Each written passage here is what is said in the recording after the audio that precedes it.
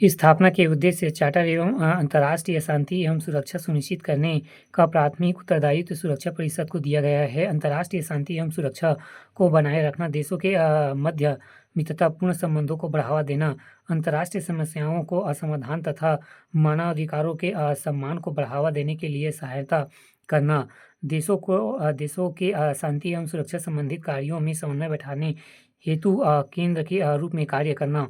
सुरक्षा परिषद की भूमिका अथवा कार्य शांति एवं सुरक्षा को बचाए रखने के अंतर्गत भूमिका।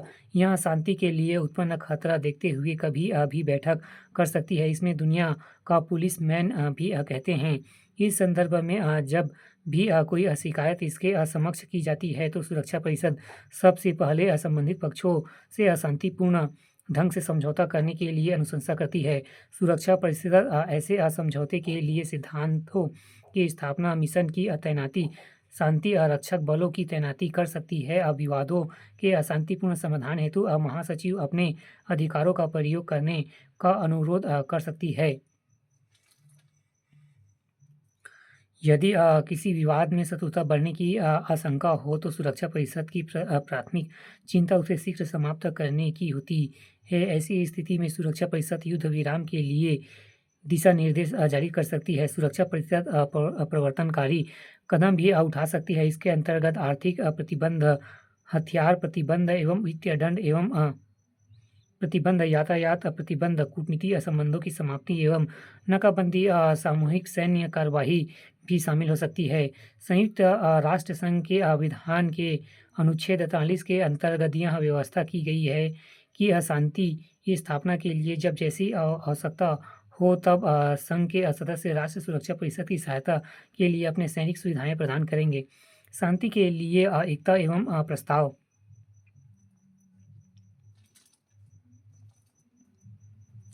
इस प्रस्ताव में यह व्यवस्था कर दी है कि यदि कभी शांति के लिए संकट पैदा हो अथवा आक्रमण हो जाए और सुरक्षा परिषद के स्थायी सदस्यों को वीटो के कारण कोई कार्यवाही न हो तो महासभा की भूमिका क्या होगी।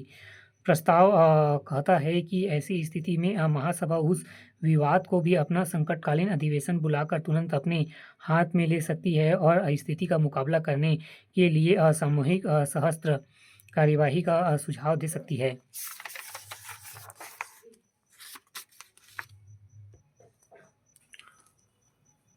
सुरक्षा परिषद की अन्य भूमिकाएं। ऐसे किसी भी विवाद या परिस्थिति का अनुशंसा करना जो अंतर्राष्ट्रीय विवाद को जन्म देते हैं। हथियारों के विनियामक हेतु व्यवस्था की स्थापना के लिए योजना बनाना। महासचिव की नियुक्ति के लिए महासभा जनरल असेंबली को अनुशंसा करना। महासभा के साथ मिलकर अंतर्राष्ट्रीय न्यायालय के न्यायाधीशों का चुनाव करना। नए सदस्यों के प्रवेश के लिए अनुशंसा करना एवं रणनीति क्षेत्रों में संयुक्त राष्ट्र के अंतर्गत न्यायिक कार्य करना।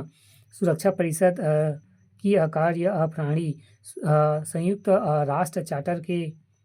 राष्ट्र चार्टर के अनुच्छेद 7 के अंतर्गत प्रत्येक सदस्य राष्ट्र को एकदम देने का अधिकार है। इस चार्टर में सुरक्षा परिषद के समकक्ष आने वाले मामलों को दो क्षेत्रों में बांटा गया है। प्रतिक्रियागत मामले। यह सामान्य प्रकृति के विषय में होते हैं। इन पर निर्णय लेने के लिए 9 सदस्यों के बहुमत या सकारात्मक मत ही पर्याप्त है। कोई मामला प्रक्रिया संबंधित है या नहीं, इस विषय में स्थायी सदस्यों का निर्माण अंतिम होता है। इसे स्थायी सदस्यों का दोहरा निषेधाधिकार या सेकंड वीटो कहते हैं। अप्रक्रियागत मामले। ये महत्वपूर्ण प्रकृति के मामले होते हैं जिनके लिए अलग अलग प्राणी वर्जित है। सामान्यतः तौर पर महत्वपूर्ण मामले का निर्माण भी 9 सदस्यों के बहुमत एवं सकारात्मक मत से दिया जाता है, लेकिन इसमें स्थायी सदस्यों का प्रथम वीटो कार्य करता है। अर्थात यदि एक भी स्थायी सदस्य निषेध अधिकार या वीटो का प्रयोग करता है तो निर्णय रद्द हो जाता है। हालांकि स्थायी सदस्य की अनुपस्थिति में वीटो नहीं माना जाता है। संयुक्त राष्ट्र में वीटो का निषेधाधिकार शब्द का कहीं उल्लेख नहीं है, लेकिन 4 फरवरी 1944 को संपन्न याल्टा सम्मेलन में अमेरिकी राष्ट्रपति रूजवेल्ट ने वीटो का प्रस्ताव रखा था, जिसे परंपरागत मान लिया गया।